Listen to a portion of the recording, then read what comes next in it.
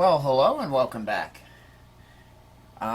Started doing a wash on her, and it's looking pretty good so far. I might not even do the pastels unless I find a couple areas where I can get some streaking out of, like maybe here.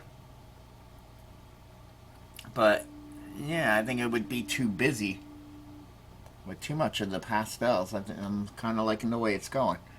Might do some of these sidelines, but the wash has gotten in those really good. It's a little more on the dirtier side than like say the studio model was, but I'm kind of shooting for that. Like this is a used and abused shuttle. I think even Vader's shuttle had like a marking here. Like I don't know if it was black or a different gray panel here to kind of mark his or the Emperor's. I'm not sure, but I'll have to research a little more on that. But I wanted to keep it as a basic busy shuttle. So we basically where I'm at is to do the bottom. It's all clean down there yet, but yeah, I'm liking how it's coming out. I still see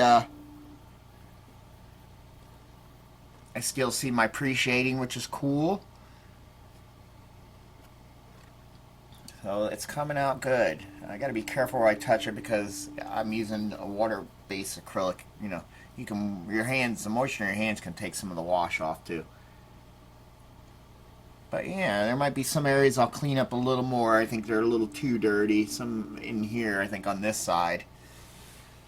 I want to clean that up a little more. Sometimes your clears will make them look a little more even too, but I don't always bet on it. The way I see it is the way I'm expecting it.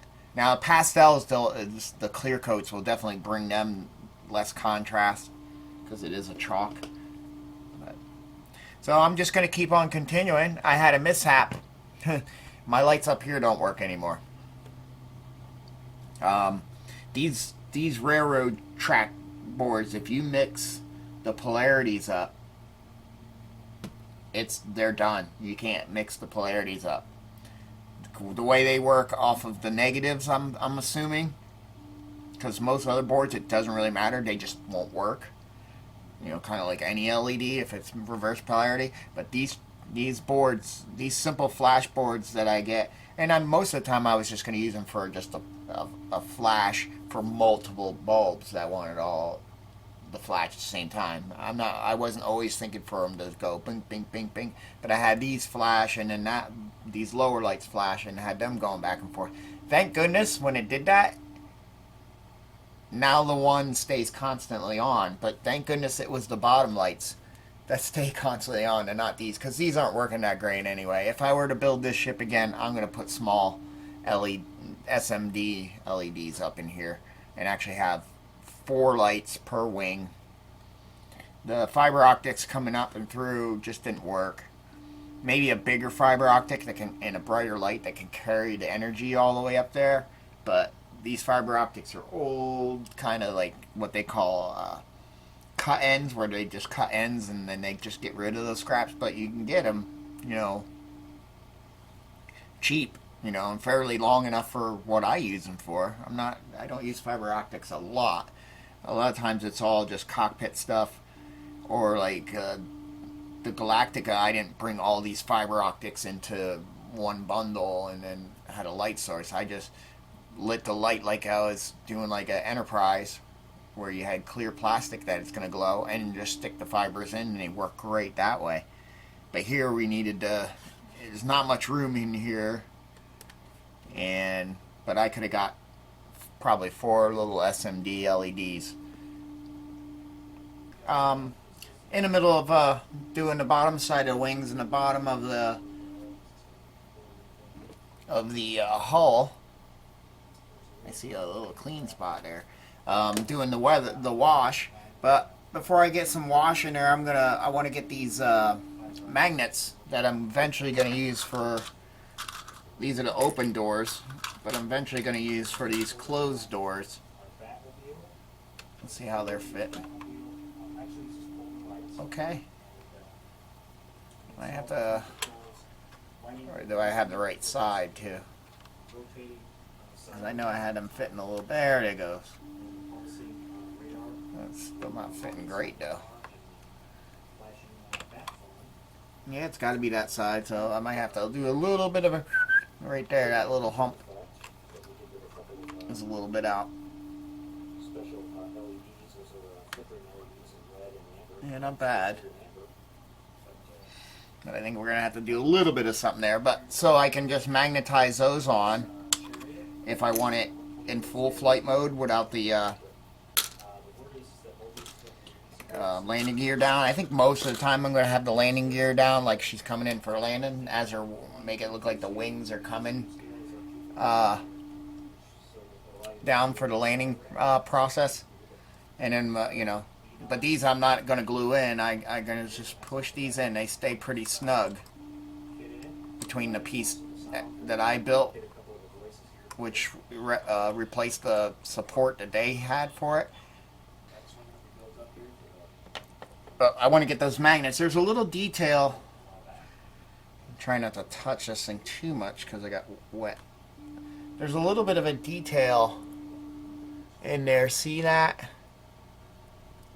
round thing? It almost looks like a round junction box, and then it has like two kind of pipes or cables coming into it. I'm going to stick these little magnets in there that I got when I was building the Millennium Falcon from D'Agostine. That's how I hooked the side panels on, so I could take it. Eventually, if something went wrong, I can get into the Falcon. I can actually just pull those side plates so I can get to the screws and unscrew the top. But I'm just going to use these magnets that I got a bunch of, and I'm going to glue it down there, and then I'll glue the other one on the other side like this. But first I'll glue these down, and then I'll build this. I don't know if I'm going to build like a little platform or if I can get them pretty close, because these magnets are fairly strong. But what I'll do is I'll set it in here first, and then get the height right if I do have to have them touch, and then take the other magnet that's going to be glued to here and actually let it self magnetize to the magnet in here, and then you just put a dab of glue on and then put the door on and let it, that way they'll be aligned. So we might have to do a little build up, and you just make a, what you could do is just make a big square platform so you have room for it wherever it's going to land. I mean, you can do this and measure and judge where it's going to be. But that's what we're going to do there. So let's get these magnets on, and that way I can do washes around them and it'll look natural. So what I'll do is take one of them and use this here. It actually magnetizes right to it flat, so I can just go in here and go, and then we'll have to super glue it.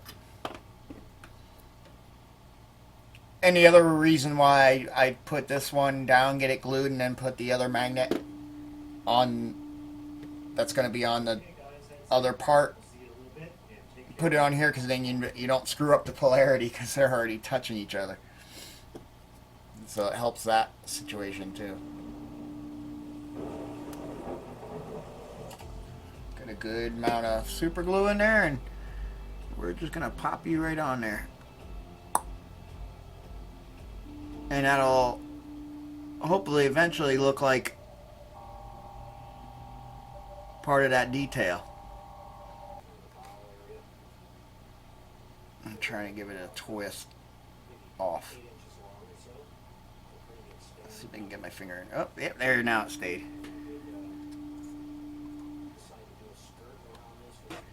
But yeah, that's all I'm doing is getting them on there before I splash a whole bunch of wash in there. But just wanted to show you, because I did mention what I was doing. And now you can actually hopefully see that there is a magnet on that one now. And that'll help keep our closed landing gear panel closed. Oh, and we must have been pushing on these guns. That's one thing I gotta, yep. It's one thing I gotta be careful when I do that. I gotta pull these down. And they don't. These poor guns all I do is heat them up with a dryer. Before, you know, at the final end, I'll just get them spaced the way I want them with my hand like this, and just hit them with a dryer with a little heat, and they'll kind of hold themselves. They'll soften up. You can get them to where you want, and just hold them and let them cool, and they'll stay in that position a lot better than trying to bend them back and forth, where you can actually fatigue the plastic and they break. Heating them up just gives them a little more flexibility. But let's get this one on quick.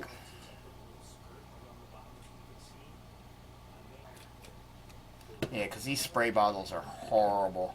They either give you too much or not enough. And the thing I'm not liking about this brand here is it sprays a lot, but it doesn't spray it in a mist. It sprays it like...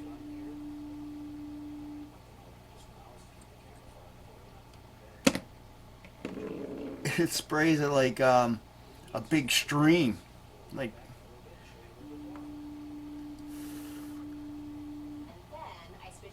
Now it moved on me, and yeah.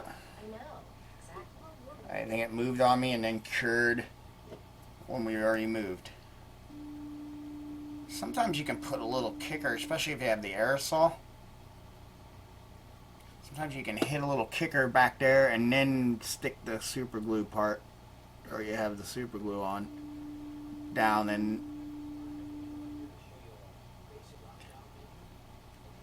just like the guys that built the originals at ILM.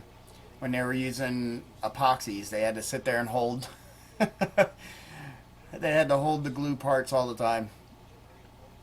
Lauren Peterson, I mean, I've seen many interviews on TV about it, but I saw him at Wonderfest, and he was talking about that again, where he introduced super glue, because then super glue you had to get at an actual specialty store. You couldn't get it at. Now you can get them at a gas station or wherever.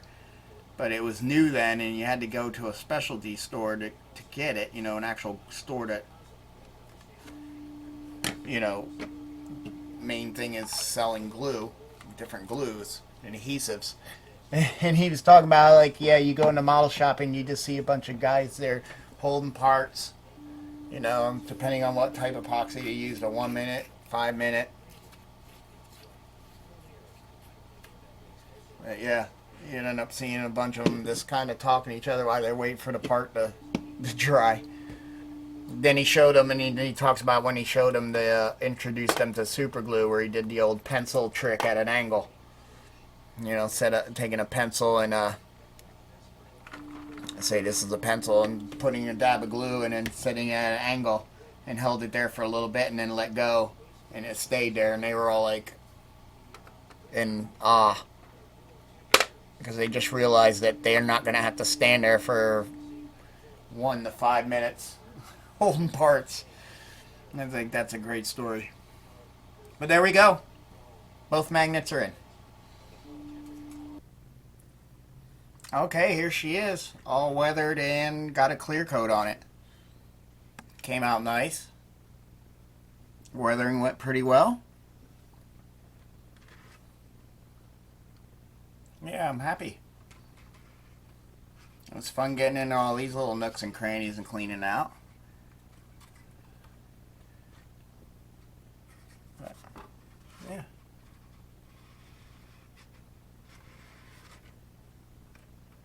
Very happy.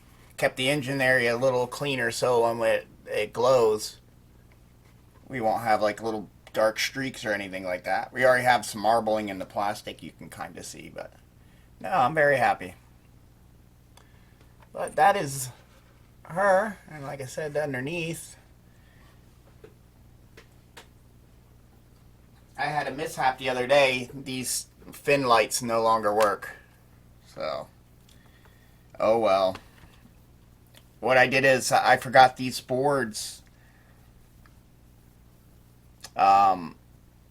It's just a switcher board. It's like a train switching flash board. And if you reverse polarity on them, it ruins them. But I got lucky that at least these weren't lighting up very well anyway. But they still would have been cool. The top ones were. The front ones weren't. But I got lucky, and at least when it froze with this circuit on. So at least these lights down underneath are on, and I'm going to have her kind of in with the landing gear in a landing position anyway, so these are steady on. Because once it does that, it loses one circuit, and whatever circuit's on is on permanently. So, but no big deal. I mean, those, at least I got lucky it was those, because they weren't looking that great anyway. Next one I build, I'm going to actually put lights in the wings. I figure I'd try these fiber optics, and I think those fiber optics were old and been in a bin, and they probably have crinkles all over the place. But now it's crazy because I found a 3D printed version of that, and I found that landing base from Endor. So I don't know, if later on I can take her off of this and put her as the landing one. But if I make a landing one, I might end up building two. Building one good one in flight mode and another one in landing mode. But the landing mode one, I'd have to figure out how to make it a battery, or if I can sneak wires up through the landing gear, which probably could. Like even these, I could drill a hole in the foot, have it sneak out, and run the cable right behind here. Or you can make it look like a cable, like a hydraulic cable or stuff like that. Sometimes you can hide it to make it look like a practical thing. Okay, but what I wanted to show you is the landing gear has wash on it. We just need to clean it off it. At least just show you a little bit of the wash. I don't show too much of doing the washes anymore because it's just rubbing on paint, really thin paint, and then taking it right back off. It's pretty self-explanatory. It's a fun process, messy process. I let this dry on for a while. We'll let this landing gear be really grimy. In which it would be. And these are nice because you don't have to worry about, like with the hull, where you want it to stay and stuff. This I'm just kind of soaking, and what sops back up, what paint actually sops back on the Q-tip. It's fine because these landing gear would be pretty messy. Well, looks good enough for me. Now I kind of make my washes. I'm using the old bottle from the Vallejo wash, which was a really good wash. But it's so much easy just to make your own out of, I use craft acrylic, so you can wipe it off with water, or I'm using 70% isopropyl alcohol. That's why it's not too strong where it really wants to rip the paint right back off the wash. But it's a lot less harm to your undercoat using a craft acrylic with just a little bit of isopropyl alcohol. Make sure you get the edge of your landing gear. And like it's working good. It's working good because some of the edges are getting sharp, clean, just like they would, if they get hit and worn and scratched. Oh, I missed that whole area.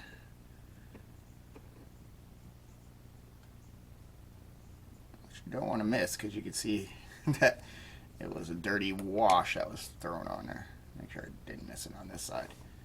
Nope. And that was it. Pretty simple.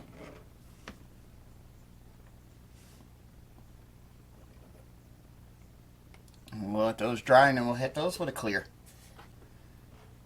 So we do have to align those, which I probably should do quick while I don't have it on the base.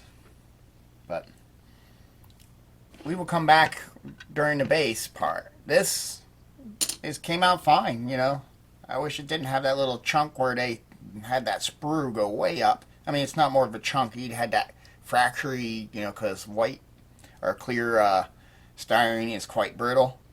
And then this broke off, and it's multiple travels, probably, or years in a box. It worked its way loose, and broke off. So it broke and, you know, it cracks. It's that little shattered look in the plastic. So I actually put a little bit of the panel liner in there, just a dab, really dry. So hopefully some of that would soak in, which it worked. And it's not that noticeable now. So, no biggie. But yeah, that came out good. I hit another coat of black because the display screen, the buttons on this side, there's so many. I think I missed one here. Whether the hole closed up. I should have put one or two more on this side. But these over here are really bright. And it was glowing when this was on. That side of the window really bad. So I wanted to at least darken these sides a little more because of these lights. I want to see a hint of light. Like a glow.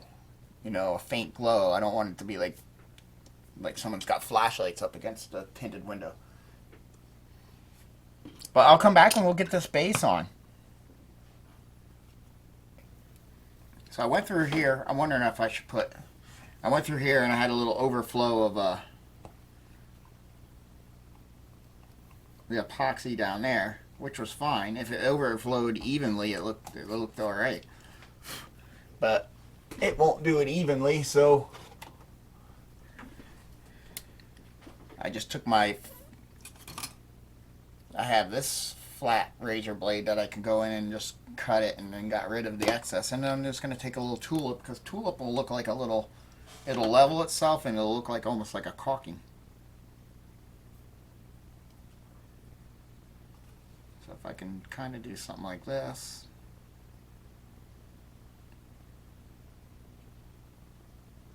And try to keep it even.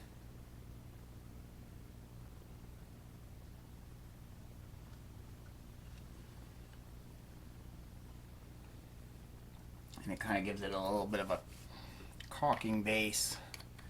And what I can do is any excess, take one of these pointy Q-tips.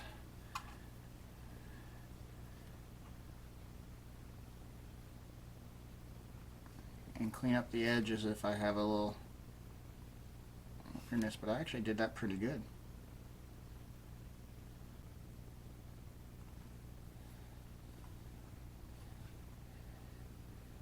That's all we need to do to that.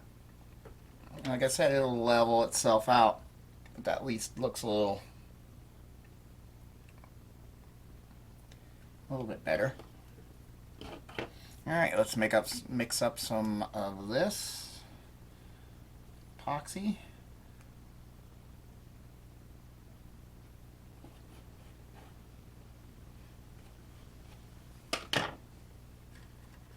Probably should have started getting the base started.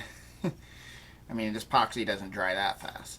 Pretty quick, but I don't know if it's a 5 minute or 1 minute. I'm not 100% sure. But if I get it to there, then I can just wipe it.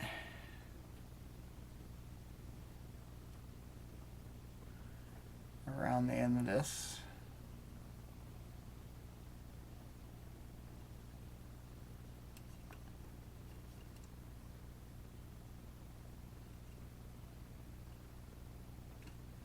More or less trying to dab it, because I don't remember how much will actually be going in to the rivet.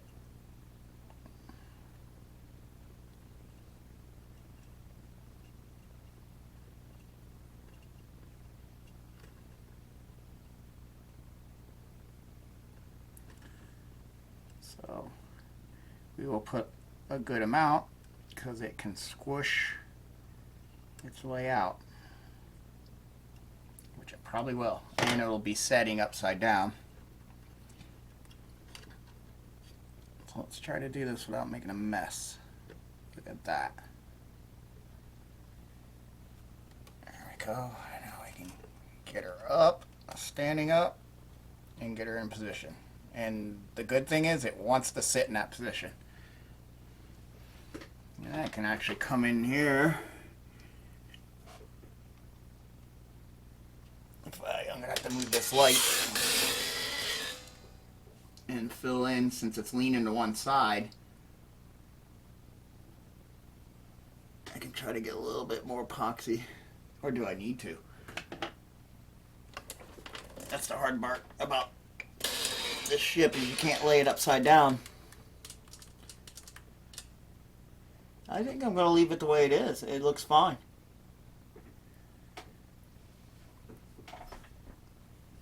Maybe see if I can get a little more up in there, if it'll dab it. But it's going to be hard because I can't try to get in a working position without the ship spinning and moving. I have to try to like teeter-tot it on the base, and I'm arms in the way of the light. No, I'm liking that. That's plenty there. If I start messing around, all I'm gonna do is make a mess.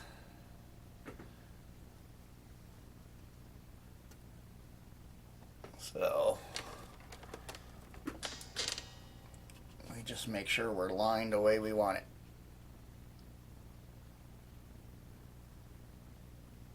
She wants to kind of tilt that on one side a little bit. If I get a little wing balance.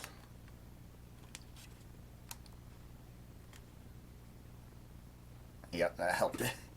And just pulled that one wing down a little bit just to throw a little more weight that way. Yeah, I like that. And then she has kind of a back tilt. And that way you can see underneath a little bit. You don't have to be like way under the table. Well, we're just going to let this sit. Nothing we can do with it now until that cures. Well, hello everyone and welcome back. I think we are at our final thing we need to do for the ship, and that's put this jack in. She's all mounted on there, nice. I think I'm going to keep her mainly in this flying stage because I like how it's really broad and big. But we do have the landing gear all weathered up and painted up. So if we ever want to put them on, we can. And then we do have the doors, which are in here, all weathered up for the open hatches. So if I decide I want to bring those wings up, I was thinking maybe where these parts here are straight, and that makes the wings kind of like this, like she's coming in for a landing. Then I can just pop these in, because I do have the magnets on the closed ones. Plus, with these wings down, it actually holds them up as well, but I do have the magnets on there.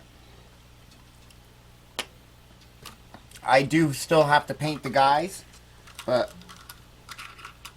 there's really not much to them. They're yay big, and they're pretty much just going to be that military. It's a gray, I believe. So I think I'll probably be using like a German gray or something. They're in a gray and a black, really, I believe. I'll have to look in my Star Wars book, see what they were wearing. But they're so small, it's really going to be mainly one color, a little dot of flesh tone for their face. And, you know, probably have black gloves and black boots and maybe a black rim on their hats. I'm not sure, I don't remember exactly, but anyway, let's get this connector on. I already shrunk tube the wire that's going to come out of the pipe. I pulled a little that. I can actually get some extra wire back up into the ship, so that's great. In case anything happens, I can pull more back and resolder it to the jack. But I want at least the wire that's being exposed here underneath to be covered up. So I shrunk tube them. And we can pretty much cut these to what we need. Let's stick this in here and that'll give us an idea. Really, we're just gonna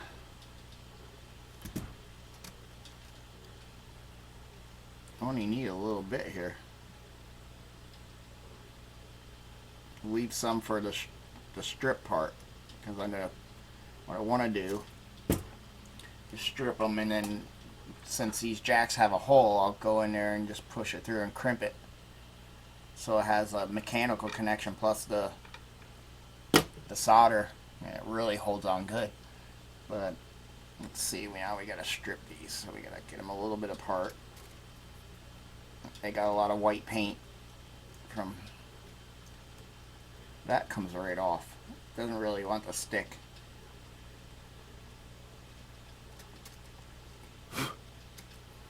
To the actual coating they have on it. But anything like with the magnet wire, the best way to really strip them is to actually heat them up. You gotta melt, like it has like a clear coat or some type of insulation on it that's heat sensitive. A lot of times it'll melt with your solder gun, but mine only goes up to, if that, in the 450 range. So it can take a little time. Now the red's been, I find certain colors, I don't know, will do it better than others. And the red is doing fine. Either the green or the brass color one I have, which I think is just really natural. It's kind of a brassy copper. Sometimes doesn't want to melt off my solder gun. So I just, all the time now, just hit it with a lighter. Now we gotta make sure what's what on these pins. Because most of my adapters that I order, you can order them in different configs. But always check with the one you're gonna use. Or if you know how you soldered it to the jack, then order the adapter that works. But a lot of times it'll show you here that the pin, it'll give you like, it looks like a a solid circle and then a C. The C part will be the negative because it's the sleeve, which is what this will contact, and then the pin will go in, you know, and then it's plus. And I usually do the pin as the positive on mine. So which one is what? You think I'd write this down? A lot of times it's kind of obvious because you can see which one goes to that center post in the back. Alright, I can see the long ones is the sleeve and the short one's the pin because it comes from this way. The pin kind of sits in there and then it has its probe go down out, and then that's that part. And then on the sleeve on the jack, you can see a little metal piece that gets pushed in when the sleeve comes down, and that's on that side. So now the long one is the negative.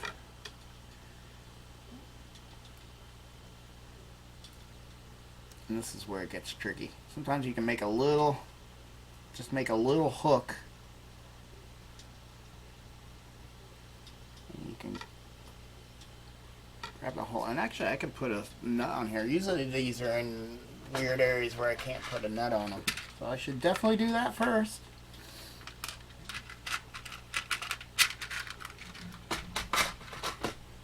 So I have lots of nuts because I don't, most of them don't, they're going in the wood, something thick and deep. Or here I actually have, is this nut the right one for this connector? Because I did have different connector styles before. Oh, that should be the right one. Maybe not.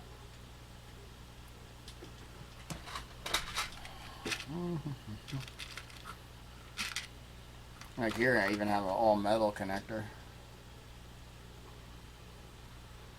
I think that came with one of my light kits. That wouldn't look too bad, but I think I like the black will be a little more incognito. Where this got all metal parts outside.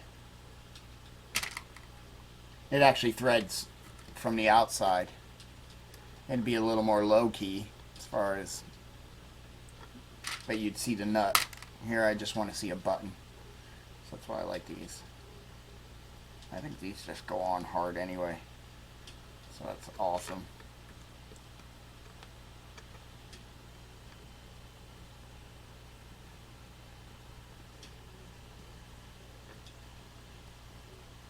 And it's making a liar, and making a liar out of me. Well, it's not going on too bad.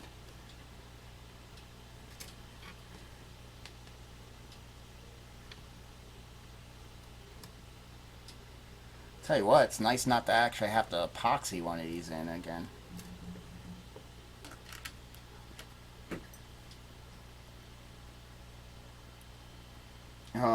I think it's just shy. Just shy. Unbelievable. That would have been great. But, nope. These are for the bolts on the resin printer, or the, I think actually came with the filament printer. Nope. Right now I'm printing more stuff for the sand crawler. I have a bunch of resin stuff printed, but here's a centerpiece where the tracks go for the sand crawler, and this is an inner track. So really this would kind of be like, this would be here. This comes from the base plate of the model, and then you could put a dowel in here, and that way these can still turn. They'll still have like almost like shocks. So like if it's trying to climb a little hill. And then on this side will be the other track, which they call the outer track, and then that track gets a plate that covers all this stuff. But the outer track doesn't have all this. It's a little more shallow. This is so the two can go together and give the spacing and everything. But yeah, that's those parts. And it's got great detail on there. This is the little hatch that'll be underneath, where there'll be a droid loader here. I guess it'll face like that. Like say this is the track. It'll probably be kind of like that. And then I have a ladder printed, resin printed. It'll come down for like the Jawas going up, and then they'll have a droid loader. That little circle thing that sucked their two up will be there. And these are supposed to be other hatches as well that can open, but I printed. He gave you two options, one with them all closed, and then one with this one open. So you can always put it open on that side, or you could just put it on whatever side of the ship the vehicle you'd like that open hatch. You just spin it, because they're exactly the same otherwise. But that came out nice. And I have the covers, like on the outer ones, this will go like that. But these are taller because another track's going to go here. But say like this was the other side, it's going to kind of do that. Now I'll give you all that detail and the different wheels on there. And those doors, yeah. And then the other one, this is capped off too, I think, on the outer ones. But so those even came out good. And yeah, there's two of those, and then these are the interior grates for the Jawas to stand on. It'll be towards the back. There'll be two grate platforms. You got tier 1 and tier 2. I think this is the top one because it has space for railings, so the Jawas don't fall off. This one will be up here. This one will be down in the back in the back and the inside. And then I think there's a conveyor belt here that comes all the way to the, I should say the front, because this is all that gate opens is in the front of the crawler. So that's going to show you the size, because this is an interior piece, and then there should be a wall on the wall. Plus with some detail, so it's probably going to be out like that. Because I think it has a little bit of a walkway to get here. Kind of a walkway that goes around here towards the front. So it's going to be a big, I don't know if it's exact studio scale, but it's going to be big. And then I have all my, printed parts. There's a step.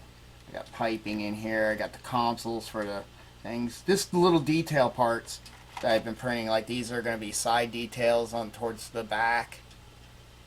I figured the resin printer would do so much better job. Some of this canisters and pipings that are going to go along the outside I did. Here's one of the droid loaders. It kind of had a weird thing happen during the print. It probably wasn't supported well here, and it's kind of sagged since it prints, hanging upside down. But I think I could probably sand that, and you would, get it more level, and you'd never know. Plus most of it's probably up underneath the ship. But on my new printing on the filament printer, I'm printing the right side in the two in tracks and the two outer tracks right now. And I printed two more of these just to see how they look on the filament printer because it's printing really nice too. So I'm pretty happy with that. All right, so we're tight ski there. Make sure we got that nice and tight. I mean, I can get a wrench to it later, but there we go. Let's see if I can find a hole to hook it in. And sometimes I can take my tweezers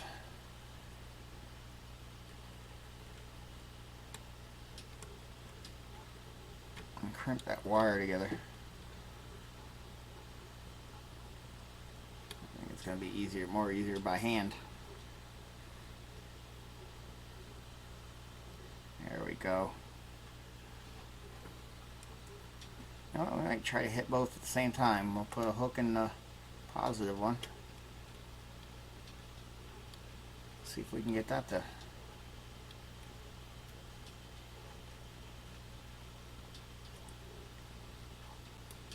Oh, nice. Right in there. And crimp those two together. So what I'm doing is creating a little hook, sticking it through the hole, and then you crimp it, and then that gives you a good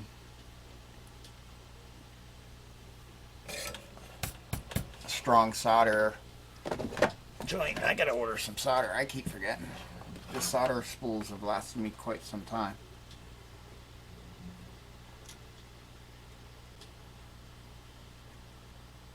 Alright. That quick and simple. Wiggle them, yeah, they're nice and tight. Push that extra wire up. And we can bend that to the side, and then it's looking more like that. And then that's protecting the wire from getting scuffed there. And that's it. Now we can do a test. Did I bring a power supply? Yes, I did. Oh, I still have one. Oh no, that's for the camera. That would be bad. That would be bad to unplug the camera. There we go. Boom, there we go.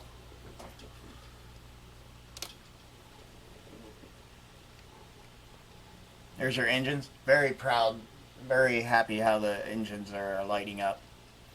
You see a little bit of a marble swirl. That's the swirls and the pigments in the plastic. Or it could even be density, but I'm thinking it's probably more the color pigments. On the camera you see like a hot spot, which shouldn't be because it's LED strips. Our lights are working down on below. Our lights on our wings don't work anymore because that board, I did a dum-dum and plugged it in with the reverse polarity, and that ruins those boards. But like I said, thank God if it had any lights that it left on, I'm glad it's the lower ones. We'll build another one. I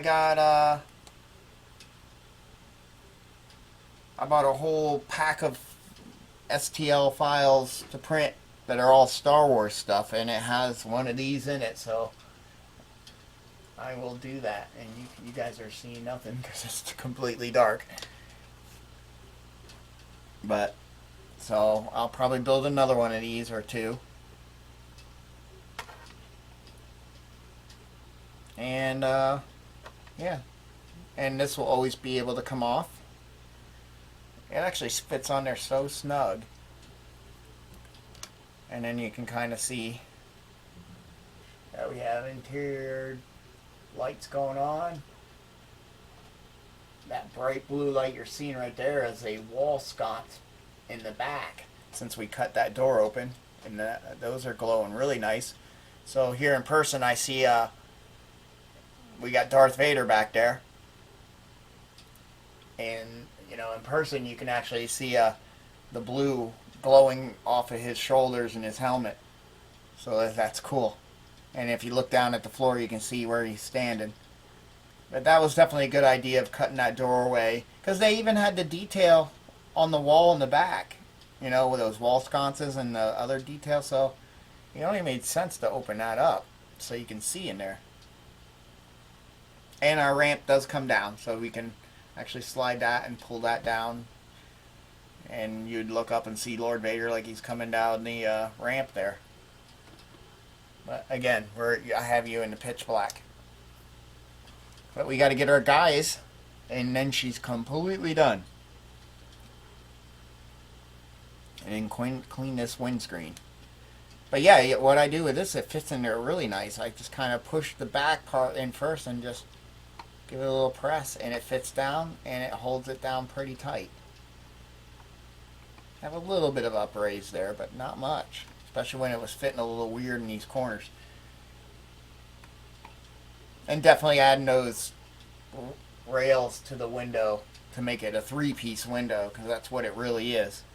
And like I said, it actually, these rails aren't on the very edge corner at the bends. They're kind of in on the flat part, because these side screens are kind of curved, and then there's the divider,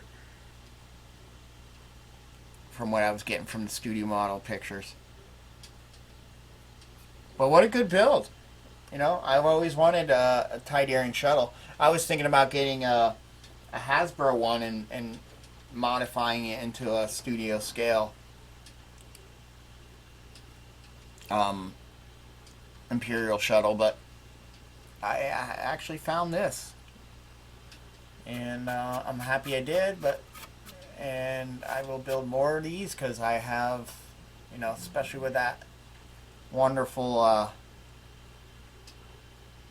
3D file I have of it, your interior is more accurate. It actually has the 4 seats instead of just the 2 that this has. It'll actually have the 4 seating in here, like it should. You know, because like when they went down to Endor, you know, there was what, 4 of them? You had Han, Chewie, Luke, and Leia, and I think Luke was kind of more wandering around, and then the droids were kind of just wandering around. They weren't really sitting, but so that's more accurate, and the whole interior is more accurate. I don't know if it has anything else like landing. Well, I believe they do have landing gear parts for it too. So, but then I can build ones in different modes. But till the final reveal will be the next video. So till then, thanks for watching.